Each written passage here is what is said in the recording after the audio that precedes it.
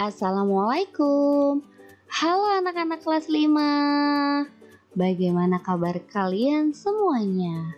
Semoga kalian dalam keadaan sehat walafiat ya. Amin ya robbal alamin. Hari ini kita belajar kelas 5, tema 6, panas dan perpindahannya. Subtema 3, pengaruh kalor terhadap kehidupan. Pembelajaran 2. Yuk kita mulai pembelajaran kita hari ini. Lani mendapatkan botol minum tahan panas yang selama ini dia idamkan. Sebenarnya Lani lebih penasaran dengan cara kerja benda itu. Bahan apa saja yang digunakan benda itu untuk menjaga panas dari air teh panas tidak keluar sehingga tetap hangat. Dan kita pun tetap dapat memegangnya tanpa kepanasan. Sejarah termos. Hampir semua keluarga memiliki termos di rumahnya. Termos memang sering digunakan untuk menyimpan air panas agar tetap panas saat digunakan. Termos adalah sebuah benda yang biasanya berbentuk tabung seperti botol yang mempunyai dinding berlapis. Benda ini dirancang berbentuk seperti kaca dengan bahan mengkilap yang dapat menyimpan cairan agar tetap memiliki suhu seperti semula. Dengan dinding dalam termos yang dirancang seperti kaca, maka kalor yang terdapat pada air panas tersebut tidak bisa berpindah dengan cepat. Panas yang dikeluarkan oleh air panas tadi dapat ditahan oleh dinding dalam termos yang terbuat dari bahan mengkilap ini, sehingga air panas di dalamnya akan tetap hangat hingga beberapa saat tergantung dari ketebalan dindingnya. Saat ini termos tidak hanya digunakan untuk menyimpan air panas, tetapi juga untuk menyimpan air dingin agar tetap dingin. Jadi anak-anak bisa menggunakan termos untuk menyimpan air panas ataupun dingin seperti air es. Ini adalah penemu dari termos ya. Pencipta termos pertama kali pada tahun 1902 adalah James Dewar.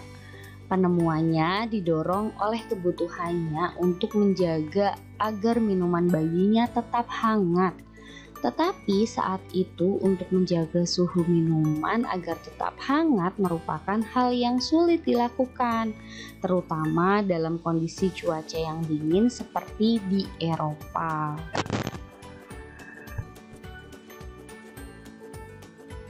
Karena kebutuhan inilah James Dewar menemukan cara membuat botol hampa udara. Botol hampa udara merupakan wadah dari kaca berdinding ganda dengan ruang di antara dindingnya dikosongkan dan ditutup rapat untuk mencegah agar panas tidak menjalar. Sementara dinding sebelah dalam botol tersebut dilapisi perak untuk mempertahankan panas. Botol hampa udara itulah yang kemudian menjadi cikal bakal lahirnya termos. Botol hampa udara buatan James Dewar dan penutup wol buatan mertuanya sampai sekarang dapat dilihat di Museum Ilmu Pengetahuan di London. Ini bisa kalian lihat ya, ini adalah bagian-bagian dari termos.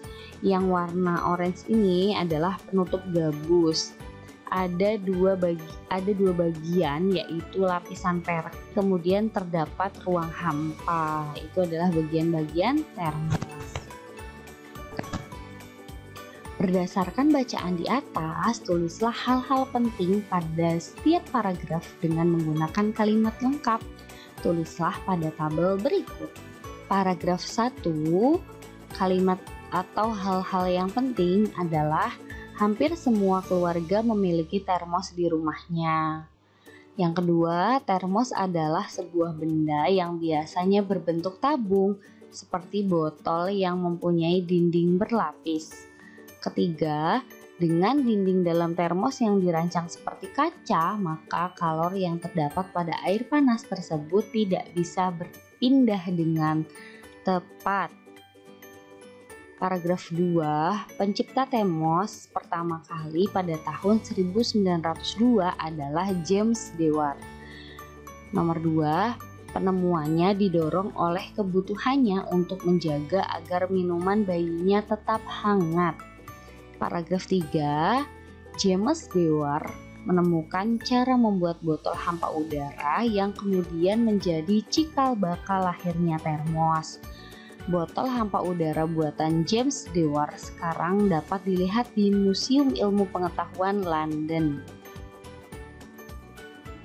Nah, setelah kita menuliskan kalimat-kalimat penting atau hal-hal penting berdasarkan bacaan, kita akan rangkaikan kalimat-kalimat yang berisi informasi penting dari paragraf di atas menjadi sebuah tulisan satu paragraf yang menggambarkan isi dari bacaan di atas.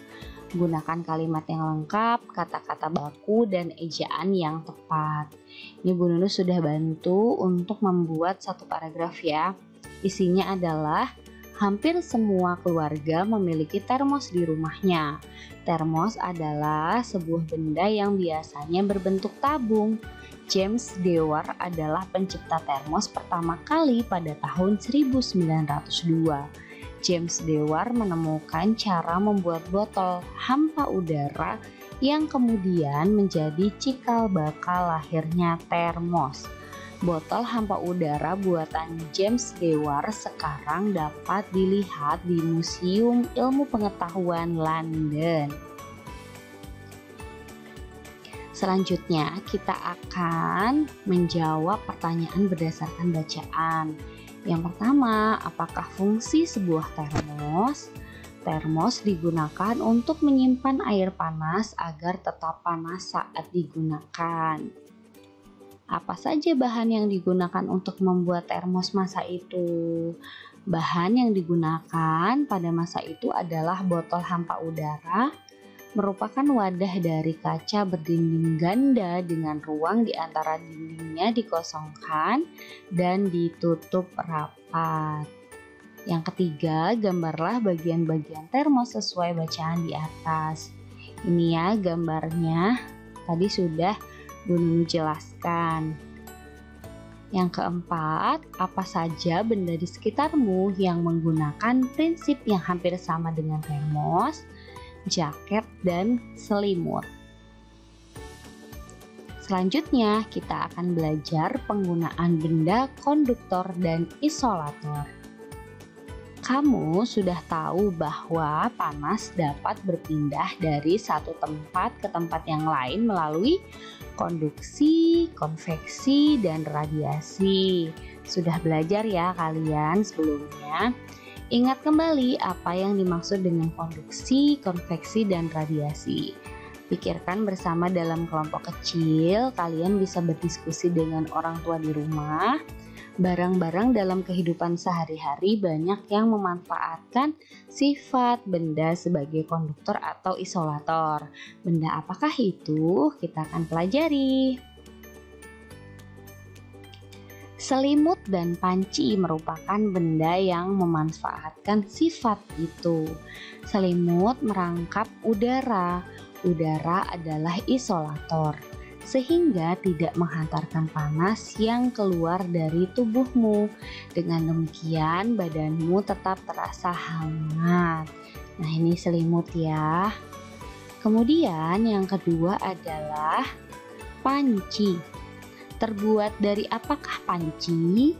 Panci terbuat dari bahan logam, misalnya aluminium.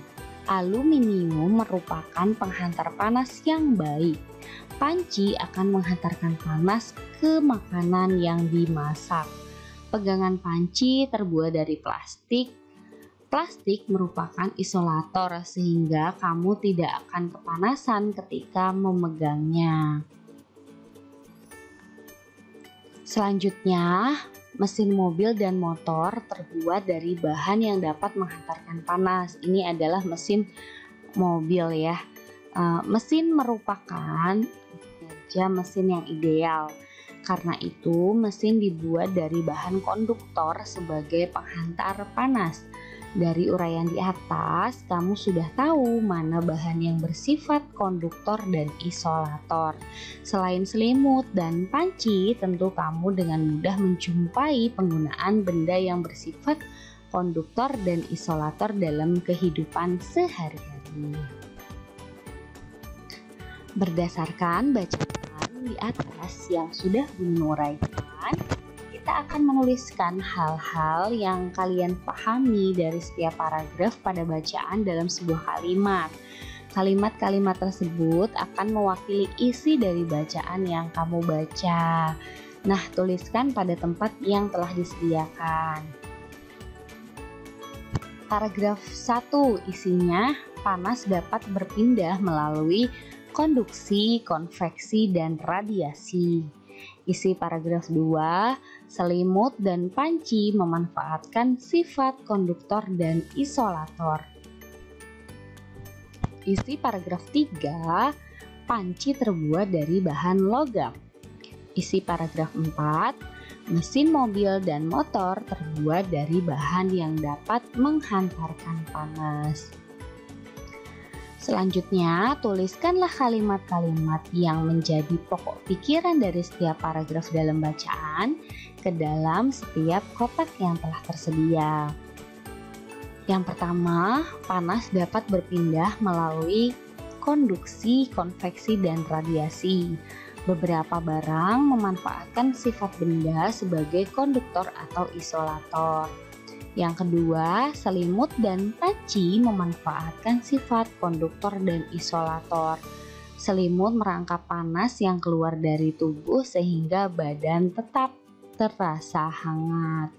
Yang ketiga, yang ini, panci terbuat dari bahan logam. Panci menghantarkan panas sampai ke makanan. Pegangan panci bersifat isolator sehingga kita tidak kepanasan ketika memegangnya. Mesin mobil dan motor terbuat dari bahan yang dapat menghantarkan panas. Mesin memerlukan panas untuk memperoleh kinerja mesin yang ideal. Ini isi paragraf 4 ya. Nah, cukup sekian anak-anak pembelajaran kita hari ini. Sampai jumpa pada pembelajaran selanjutnya. Jangan lupa like, subscribe, share video ini ke seluruh sosial media kalian, dan jangan lupa nyalakan lonceng notifikasinya ya. Wassalamualaikum warahmatullahi wabarakatuh. Dadah.